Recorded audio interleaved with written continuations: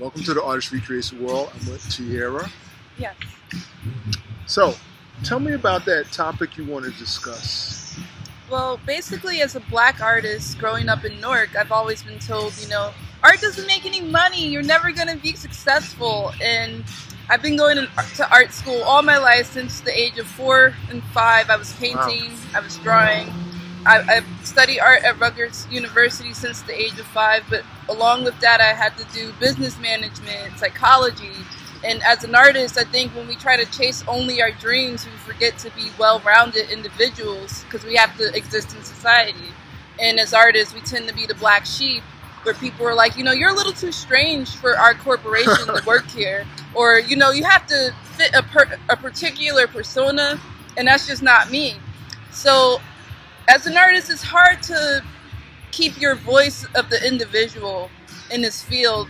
It can be corrupt, it can be backhanded. People tend to be jealous of each other as artists. And what I want to promote basically is just being together, like building a community within your artistic groups, wherever they may be, even if it's by yourself or online even.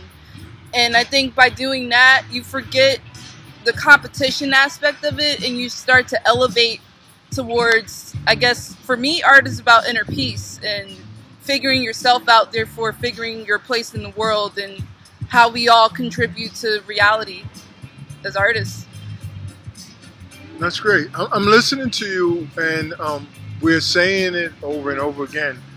But when you think of community, I'm working on a book right now, The Artist Recreates the World. And one of my theories is that we lost artistry when we began the factories. But the artist was the chief person in the community. It was the communities that needed the artisan for everything. The artisan was the rock star. Yes. And that got turned around on us. In my opinion, I treat my artistry like being a modern day shaman, because to me, art is healing. Art is healing at the end of the day, and if you're not making your art to heal yourself first and foremost and to heal the world, then you're only making it for the lifestyle, for the prestige of it, and you're not focusing on the problems at hand. Because as an artist, you don't add value to the world in terms of survival, in terms of the food on the table for your family or the bills being paid, other than the prestige of being an artist. That's like just an artist, just your name. So with my art, I try to make it a communal thing by painting people and painting their story because they're part of mine. And I just personally, I want to use art in like healing aspects. I would like to pair that with art therapy and have it be a group-centered thing where people would have drum circles, we have arts and crafts, and play different instruments, anything to get people involved out of the daily 9-to-5 grind of existing. It reminds you of why you're alive, to enjoy life and to enjoy your body and your time and just be happy, whatever that means for you. And when you talk, and I've been saying this, when you talk, I hear you talking, we're talking about going back to indigenous cultures where it's very tribal. Everybody you're engaged. Yes. You're engaged on an ongoing basis. You're not separated. You're not segmented away from to do this or to do that. And then it becomes a community, and then there's a new energy that takes over. Yes. And that's what the artists don't have it. We have it sort of, but we don't have it. One problem is that we don't work together. Yeah, that's the biggest issue. We don't have a house where you have 4 artists together. I mean, we have some things like what's going on at Gateway. I personally lived as an artist in residence at Seed for a few months, and it was honestly like the best time of my artistic career because we were all artists with different fields and different things that we were good at, we were skilled at. I had one roommate that was a painter and he made ceramics. I had another roommate that made paintings like me, and she also did music production and produced her own beats.